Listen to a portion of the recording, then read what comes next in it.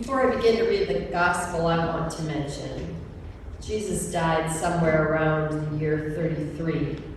John's gospel is dated closer to 90 AD.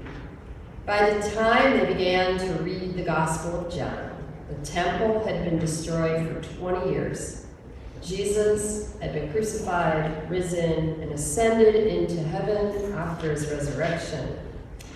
So listen to this gospel from the perspective of knowing the temple, in fact, had been destroyed, and knowing, in fact, what happened to Jesus after this event.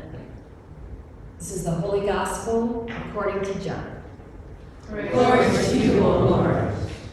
The Passover of the Jews was near, and Jesus went up to Jerusalem. In the temple, he found people selling cattle, sheep, and doves, and the money changers seated at their tables. Making a whip of cords, he drove them all out of the temple, both the sheep and the cattle. He also poured out the coins of the money changers and overturned their tables. He told those who were selling the doves, "Take these things out of here. Stop making my Father's house a marketplace." His disciples remembered that it was written, "Zeal for your house will consume me." The Jews then said to him, "What sign can you show us for doing this?" Jesus answered them, "Destroy this temple, and in 3 days I will raise it up." The Jews then said, "This temple has been under construction for 46 years, and will you raise it up in 3 days?" But he was speaking of the temple of his body. After he was raised from the dead, his disciples remembered that he had said this, and they believed the scripture and the word that Jesus had spoken. The gospel of the Lord. Praise to you, O Christ. Thank you for having me back again. It is good to be here. This is my third time, our second time with your lovely congregation. It's always a joy. You're doing so much well. You're doing so much right. Way to go. So let's make sure we have the facts about this gospel story. 1, when did this happen? Matthew, Mark, and Luke put this story at the end of Jesus' ministry as one of the catalysts that led to him being arrested, as a final straw, perhaps, that caused that arrest and led to him being crucified by the empire. John puts this story at the beginning of Jesus' ministry, immediately following the wedding at Cana, when Jesus came out as being God's son, a miracle worker. That means that Jesus could have overturned the tables at the end of his ministry.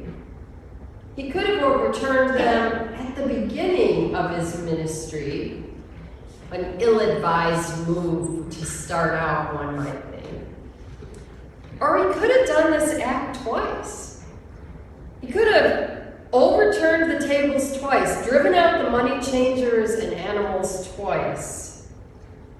Unlikely? If you think it's unlikely, I invite you to consider how many times in the church you have discussed and reconsidered and tried to change the exact same thing. It's possible he did it twice, right? Why did Jesus overturn the tables and drive out the money changers and animals? He did it out of disgust, honestly. He is disgusted at what the people have done to God's house of prayer. And as with most things that get out of hand, the practice of the money changers started out simply enough. Judea was under the rule of the Romans. The money in current usage was Roman coinage. The Jewish law required that every man should pay a tribute to the service of the sanctuary of half a shekel, a Jewish coin. Therefore, it became a matter of convenience to have a place where Roman coins could be exchanged for Jewish half shekels.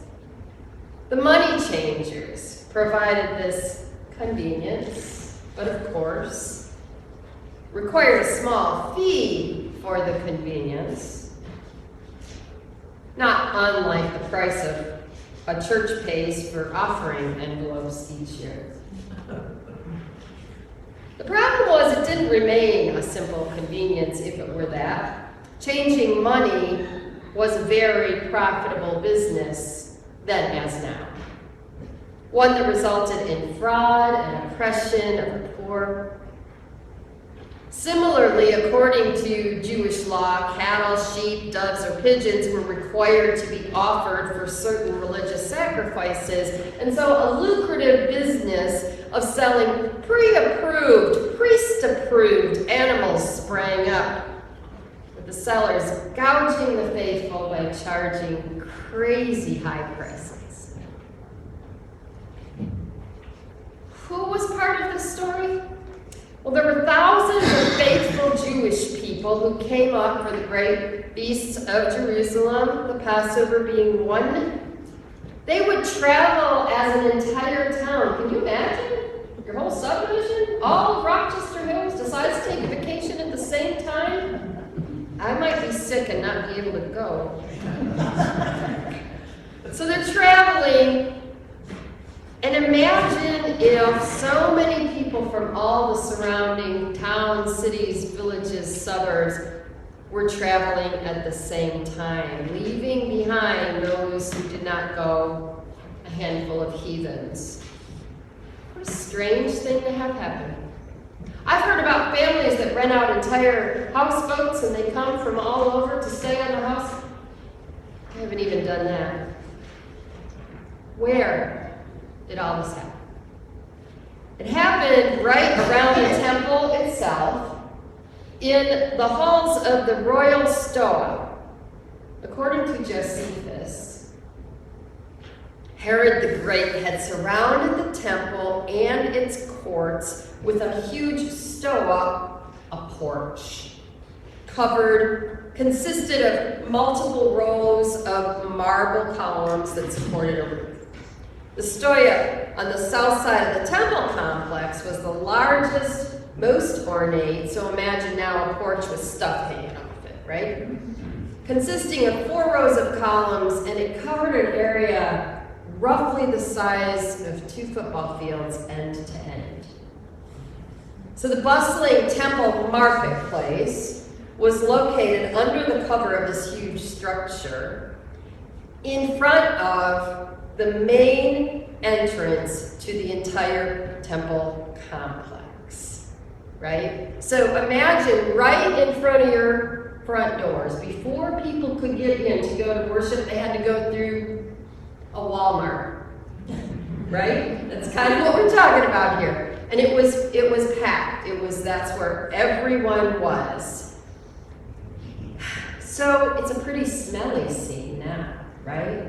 You got your animals, you got cows, you got bird cages, you got tables, you got haggling hucksters as you approach the holy temple in Jerusalem. You know those things you get in the mail, like every 3rd day wanting you to get a credit card, a better line of credit, right? They just come nonstop. So imagining all the hucksters in this general area trying to get you to come in to listen to that pitch as well. It was chaos. And this is right at the entrance to the temple. Jesus was shocked. He was passionate for the purity of the Jewish temple, his Father's house. He witnessed the priestly aristocracy that profited from the temple. He walked among these sanctioned sellers who preyed on the poor. Jesus was enraged, filled with what we call righteous indignation. So he takes out a bullwhip, seems reasonable, and takes it out on this unholy business of organized religion. that had defiled the temple grounds. And he cleans house, literally. So this scene all has me thinking, of course, what are the issues today that would move any of us or all of us to say, no, this is wrong, to protest a common practice that was immoral, unethical, or both, to risk standing up for the sake of those being oppressed, abused, or persecuted. On February 25th, Aaron Bushnell, a 25-year-old serviceman of the United States Air Force, lit himself on fire outside the front gate of the Embassy of Israel in Washington as a protest against the USA's complicity in the genocide happening in Palestine. He died a few days later. If this had happened back in the 60s, around the time of the Vietnam War, it would have been front page news. Now, barely got a headline. And just this past week, at least 40 students at Owasso High School in Oklahoma walked out to protest what they describe as a pervasive culture of bullying with little accountability, which they believe led to a trans student's death at their school. Next, Benedict was a 16-year-old non-binary American student who died on February 7th after being beaten by 3 girls in the high school restroom.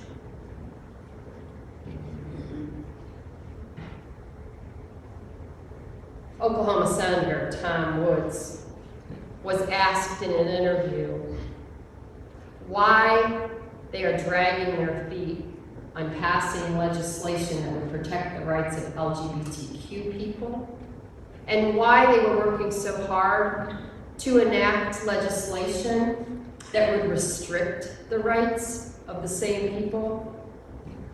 And he said, in part of his response, we don't want that filth in Oklahoma because we are a Christian state.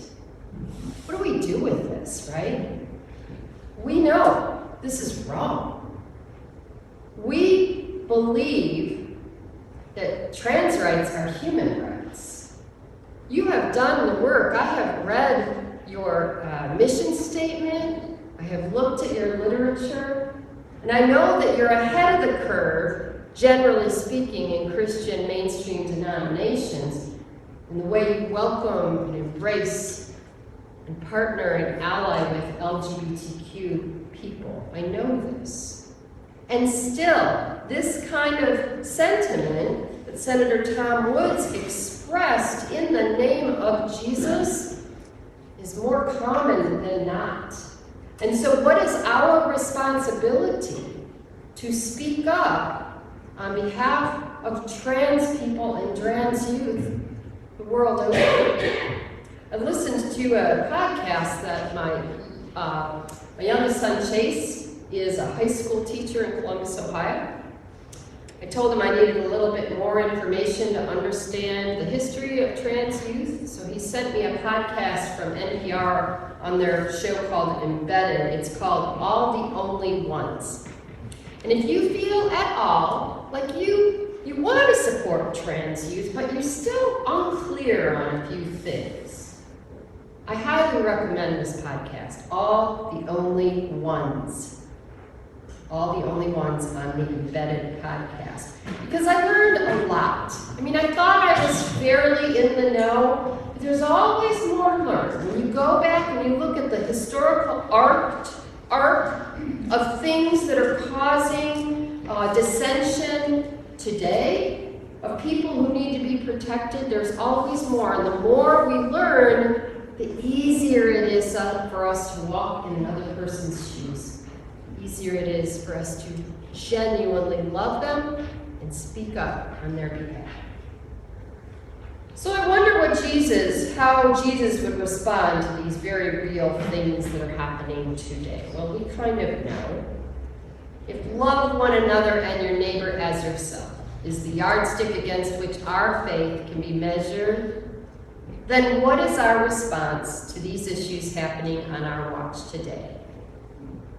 Because it's one thing to say, I support LGBTQ people, I support trans people. And it's a whole nother thing to speak up to your sister-in-law when she says ill-informed things about how she thinks they just need to wait until they're 21 to begin to express this. Scientists and doctors agree that we understand our gender and sexuality from age 2. And that waiting to act on becoming who we really are until later in life makes it that much worse. Food for thought. One way we can stand up is just listening to these stories. It's one way to love our neighbors, because the more we hear them, the deeper we see into their pain. And that witness is an act of faith and an act of love. I want to tell you 2 brief stories. It's always interesting to me when I look at the trajectory of my life and how my thinking has evolved and changed over time on various issues. When I was an intern, before I was ordained 20-some years ago, when I was an intern at a relatively big church, a man came to me and wanted one-on-one counseling and one-on-one Holy Communion, and I was an intern. I was all in on whatever this person wanted. So he started coming to see me weekly, and the big pain of his heart that he always wanted to talk about is that he believed he was a woman. He wanted to go for what we now call gender-affirming surgery. And at every turn, the doctors and other vital people in his life either told him he was mentally ill, he should look into more medication, they ignored him completely, they avoided him. He was a lonely, lonely man. And one day he came to see me and he had blood coming through his t-shirt. I ended up taking him to emergency department for that, where they, just a little over 20 years ago, admitted him to the psych unit. And when he came out, my senior pastor said, you don't confer with him anymore, and told him he could sit in the back of the church because his presence upset me. About 20 years later, I was talking to my son Chase, the high school teacher, about trans people. And I said, I want so much to understand it, but I don't completely understand it. And I have, I'm just wrestling with it in my head. And he said, you don't have to understand it. You just have to love it. And I think sometimes this is what we each do, right? We think, if only I understood the Israel, Palestine, Gaza, Hamas, historical, who's on whose side, is that the right side to be on? If only we understood why would a girl want to be a boy and want to go through the pain of surgeries and take hormones and play on the other team. Sometimes we get so caught up in the mind part of wanting to understand that we forget the point is you don't have to understand. You just have to love them. And I suggest that Jesus would say it isn't a passive love. It isn't just saying, I love all LGBTQ people, and that's it. It means talking to your niece, who you know wants to be your nephew, and inviting them to talk about who they are and how they feel. It means not being afraid to have conversations when the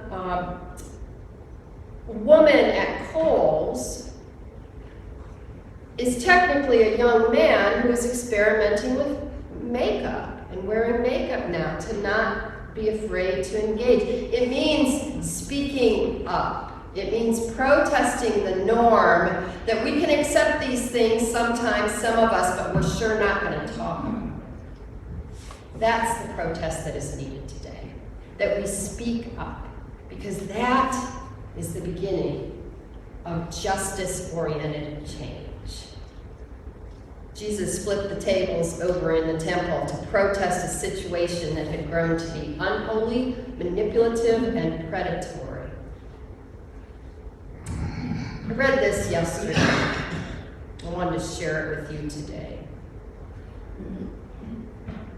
Somebody wrote online, my friend, who is living in the middle of a genocide, sent me a video of the bombs in the sky above him.